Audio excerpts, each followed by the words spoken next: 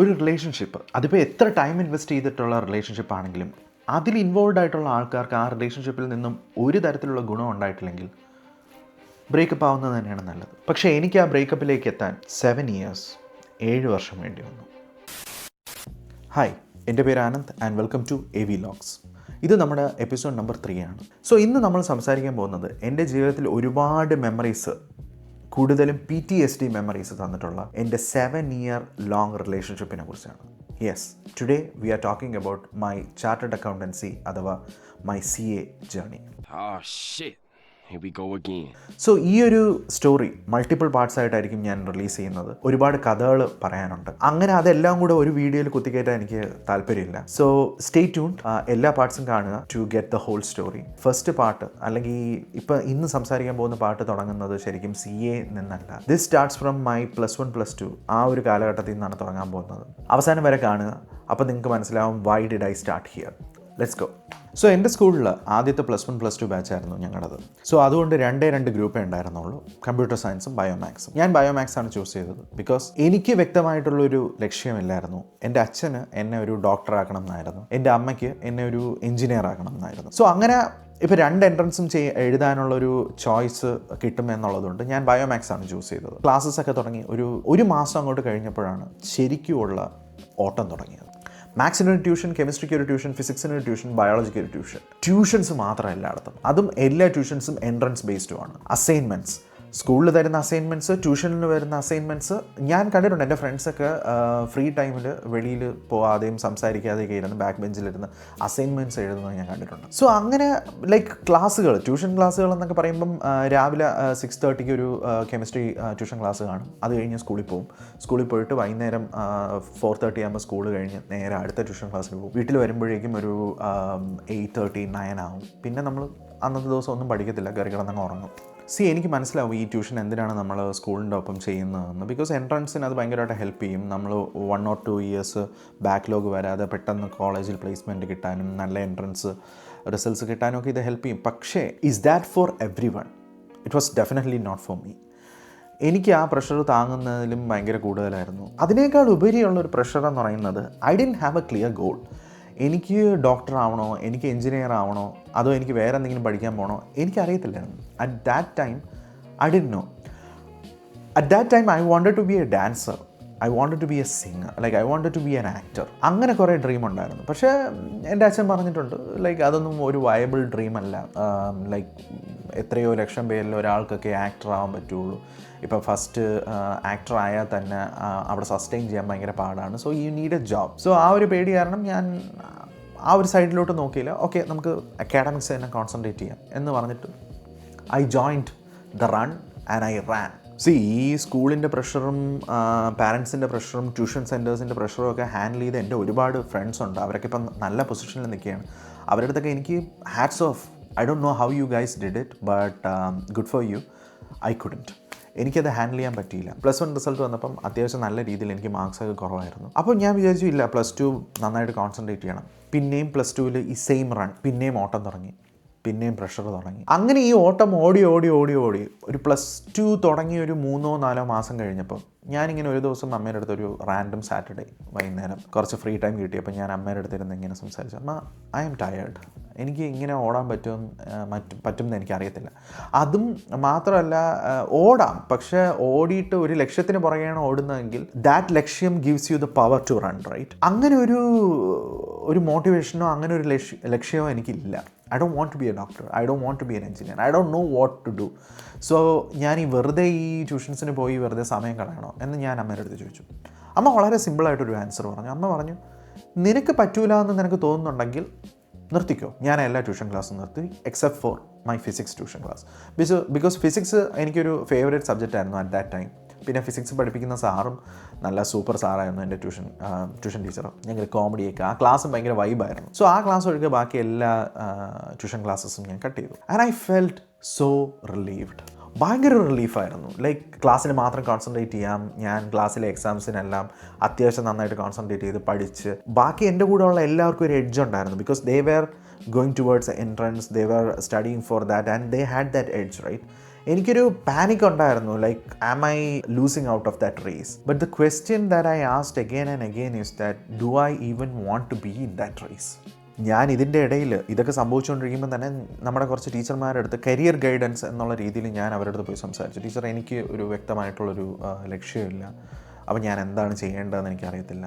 അവരും വേഗമായിട്ടുള്ള എക്സ്പ്ലനേഷനാണ് തന്നത്. ആനന്ദിന് ഏതാണ് ഇഷ്ടം അത് ചെയ്യും, എനിക്കിഷ്ടമില്ല, that's why I am asking you. So ഒരു കംപ്ലീറ്റ് ബ്ലാങ്ക് ആയിരുന്നു. +2 എക്സാം വരെ okay, I have a goal, exam നന്നായിട്ട് എഴുതണം, നല്ല മാർക്ക് വാങ്ങിക്കണം. പക്ഷേ അത് കഴിഞ്ഞിട്ട് എന്ത്, നോ ഐഡിയ. എഗെയിൻ ഒരു റാൻഡം സാറ്റർഡേ ഞാനും അമ്മയായിട്ട് ഇങ്ങനെ സംസാരിച്ചിട്ടുണ്ടായിരുന്നു. അപ്പോൾ അമ്മ പറഞ്ഞു, നീ വിഷമിക്കണ്ട, നിനക്കത് കിട്ടും. ലൈക്ക് നീ ഇപ്പോൾ +2 കോൺസെൻട്രേറ്റ് ചെയ്യും. ഇപ്പം നിനക്കൊരു 1 ഇയർ നിനക്ക് വേറെ എന്തെങ്കിലും കോഴ്സ് ചെയ്യണമെന്നുണ്ടെങ്കിൽ നമുക്ക് അത് നോക്കാം എന്ന് പറഞ്ഞുകൊണ്ടിരുന്നു. അപ്പോൾ അച്ഛൻ ഇത് കേട്ടിട്ട് വന്നു. അപ്പോൾ അച്ഛൻ്റെ ഐഡിയ ഞാൻ നേരത്തെ പറഞ്ഞ പോലെ, അച്ഛൻ്റെ dream was to make me a doctor, right? അപ്പോൾ അച്ഛൻ ഇങ്ങനെ വന്നിട്ട് പറഞ്ഞു, നീ ട്യൂഷൻ ക്ലാസ് എല്ലാം നിർത്തിയോ, എന്ത് പറ്റി എന്ന് ചോദിച്ചു. ഞാൻ വിചാരിച്ചു തീർന്നു. അപ്പോൾ ഞാൻ അച്ഛൻ്റെ അടുത്ത് കാര്യം പറഞ്ഞു, അമ്മയും കുറച്ച് സപ്പോർട്ട് ചെയ്ത് സംസാരിച്ചു. അപ്പോൾ അച്ഛൻ പറഞ്ഞു, ലൈക്ക് ഓക്കെ, നിനക്ക് അതിൽ താല്പര്യമില്ലെങ്കിൽ പിന്നെ എന്താണ് നിനക്ക് താല്പര്യം? അപ്പോൾ ഞാൻ പറഞ്ഞു, എനിക്ക് അറിയത്തില്ല അച്ഛാ. അപ്പോൾ അമ്മ പറഞ്ഞു, ലൈക്ക് അത് കുഴപ്പമില്ല, BCom ഉണ്ടല്ലോ, BCom ചെയ്യാൻ പോവാം, അല്ലെങ്കിൽ BBA ചെയ്യാൻ പോവാം. നിനക്കിപ്പം സയൻസ് താല്പര്യമില്ല എന്നുണ്ടെങ്കിൽ നമുക്ക് കൊമേഴ്സിലോട്ട് പോവാം എന്ന് പറഞ്ഞു. അപ്പോൾ അച്ഛൻ പറഞ്ഞു, നിനക്ക് അതാണ് താല്പര്യം എന്നുണ്ടെങ്കിൽ പറ, ഇപ്പോൾ +1 +2 കഴിഞ്ഞിട്ട് നമുക്ക് എവിടെയെങ്കിലും ഒരു BCom കോഴ്സിനോ BBA കോഴ്സിനോ ചേരാമെന്ന് പറഞ്ഞു. That was an interesting turn of events.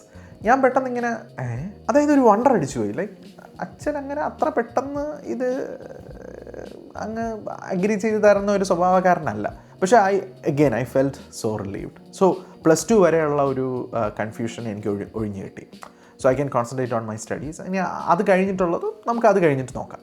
അങ്ങനെ ഇരുന്നപ്പം ഒരു ദിവസം അച്ഛൻ ഓഫീസ് കഴിഞ്ഞിട്ട് വന്നിട്ട് പറഞ്ഞു, എടാ എനിക്ക് വേറൊരു ഐഡിയ ഉണ്ട്, നീ CA എന്ന് പറയുന്ന ഒരു കോഴ്സിനെ കുറിച്ച് കേട്ടിട്ടുണ്ടോ, ചാർട്ടേഡ് അക്കൗണ്ടൻസി കോഴ്സ്? അപ്പം ഞാൻ പറഞ്ഞു, എനിക്കത് അത്ര അറിവുള്ളൊരു, ഞാൻ കേട്ടിട്ടുണ്ട് ഇങ്ങനെ ഒരു കോഴ്സിനെ കുറിച്ച്, പക്ഷെ അതെന്താണെന്നോ ഏതാണെന്നോ എനിക്കറിയത്തില്ല.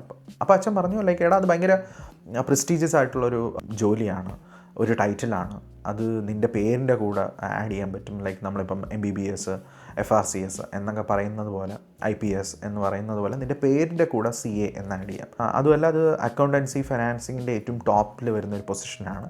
അച്ഛൻ്റെ രീതിയിൽ അച്ഛൻ എക്സ്പ്ലെയിൻ ചെയ്തു. പിന്നെ അച്ഛൻ ഒരു കാര്യം കൂടെ പറഞ്ഞു, അച്ഛൻ ഇത് മുമ്പ് ട്രൈ ചെയ്തിട്ടുള്ളതാണ് ചാർട്ടേഡ് അക്കൗണ്ടൻസി. പിന്നെ ലൈഫിൽ ഓരോരോ ടേൺ ഓഫ് ഇവൻറ്റ്സ് കാരണം അച്ഛൻ അത് കംപ്ലീറ്റ് ചെയ്യാൻ പറ്റിയില്ല. അച്ഛൻ ആക്ച്വലി ആർട്ടിക്കൽഷിപ്പൊക്കെ ചെയ്തിട്ടുള്ളതാണ്.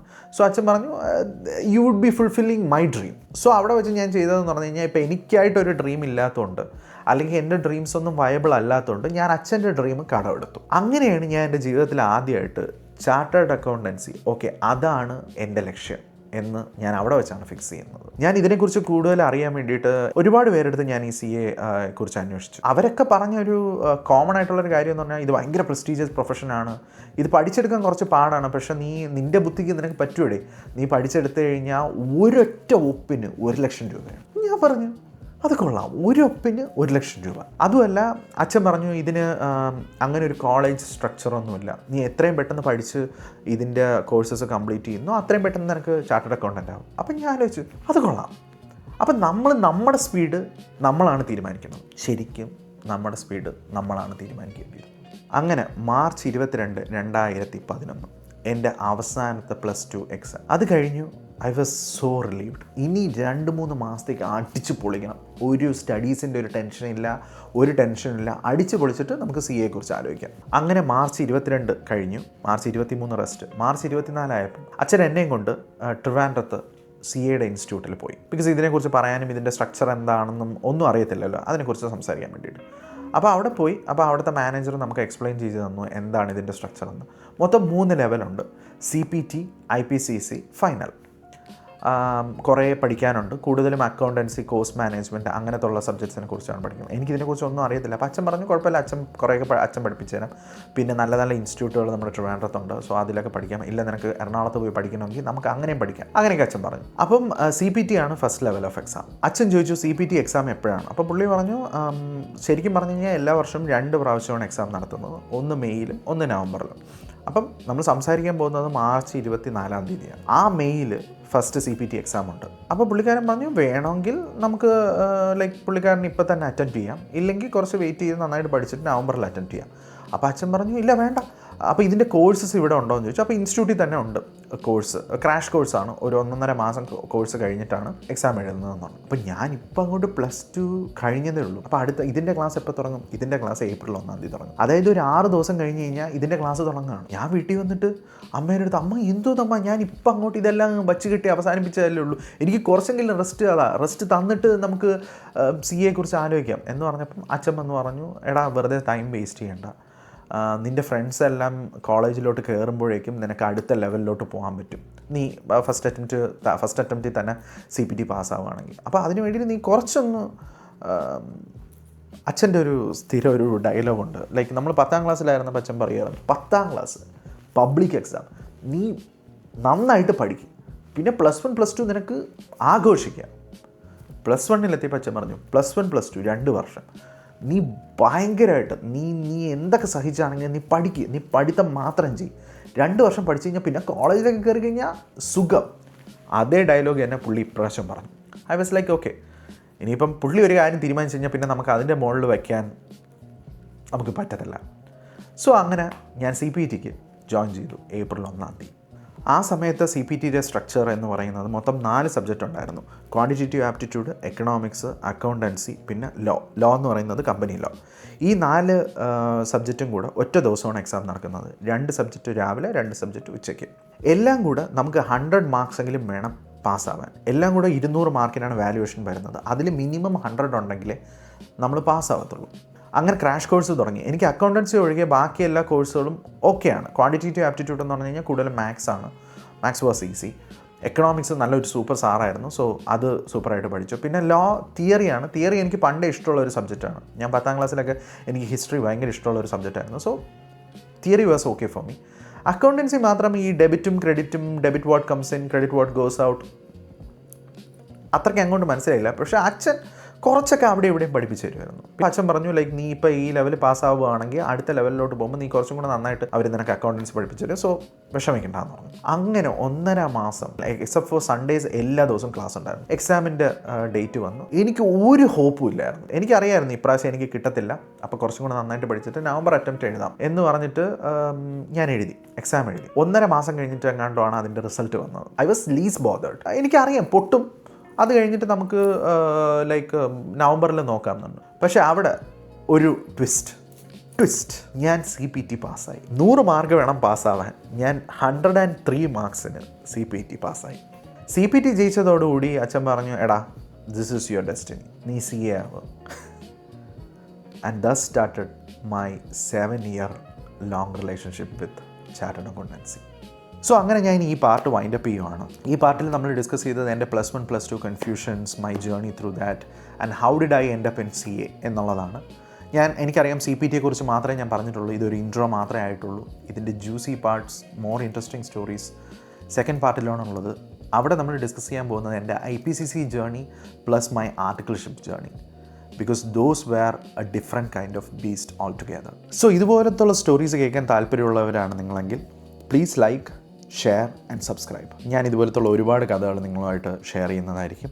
ആൻഡ് പ്ലീസ് കമൻസിൽ നിങ്ങളുടെ ലൈഫിലുണ്ടായിട്ടുള്ള ഇതുപോലത്തുള്ള ട്വിസ്റ്റ്, ടേൺസ്, നിങ്ങളുടെ കരിയർ ഡിസിഷൻസ്, അതിനെക്കുറിച്ച് please let me know. And see you in the next video.